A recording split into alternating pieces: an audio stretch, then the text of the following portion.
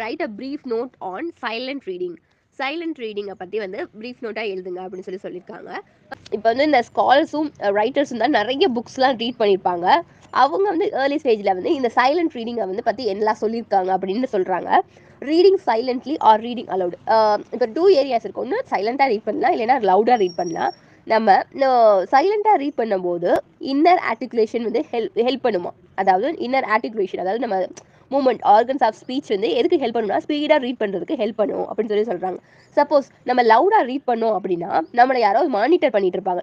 பண்ணிட்டு இருக்கும்போது அவங்க வந்து கரெக்ட் பண்ணுவாங்க. நம்ம ஏதாவது தப்பாக வாசிச்சோம், இல்லைன்னா தப்பாக ப்ரொனவுன்ஸ் பண்ணோம், இல்லை இந்த ஸ்ட்ரெஸ் இங்கே கொடுக்கணும், இங்கே கொடுக்கக்கூடாது, இங்கே பாஸ் சொல்லணும் அப்படின்னு நம்ம லவுடாக ரீட் பண்ணும்போது நம்மளோட மிஸ்டேக்ஸாக அவங்க கரெக்ட் பண்ணுவாங்க. அப்போ டிஸ்ட்ராக்ட் கூட ஆகலாம் அப்படின்னு சொல்கிறாங்க. இந்த 2 இதுவும் லவுடாக ரீட் பண்ணுறதோ இல்லை சைலண்டாக ரீட் பண்ணுறதோ இதுதான் அவங்களோட ஓன் யூஸை பொறுத்து இருக்குது அப்படின்னு சொல்கிறாங்க.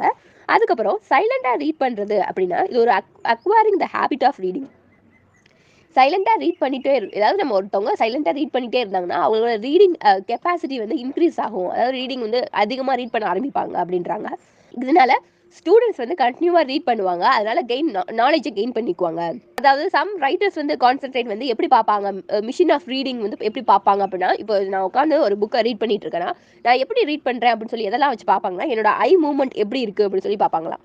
அது நான் ரீட் பண்ணுறேன் அப்படின்னா சைலண்டாக ரீட் பண்ணி இவர் ரீட் பண்ணுறாளா இல்லை சும்மா பார்க்குறாளா அப்படிங்கிறத எப்படி வந்து இந்த ரைட்டர்ஸ் ஆனவங்க கான்சன்ட்ரேட் பண்ணுவாங்கன்னா என்னோட ஐ மூவ்மெண்ட்டை வச்சு கான்சன்ட்ரேட் பண்ணுவாங்களா. இன்னொன்று சிட்டிங் பொசிஷன், நான் எந்த பொசிஷனில் உட்காந்து படிக்கிறேன் அப்படின்றத பார்ப்பாங்களா.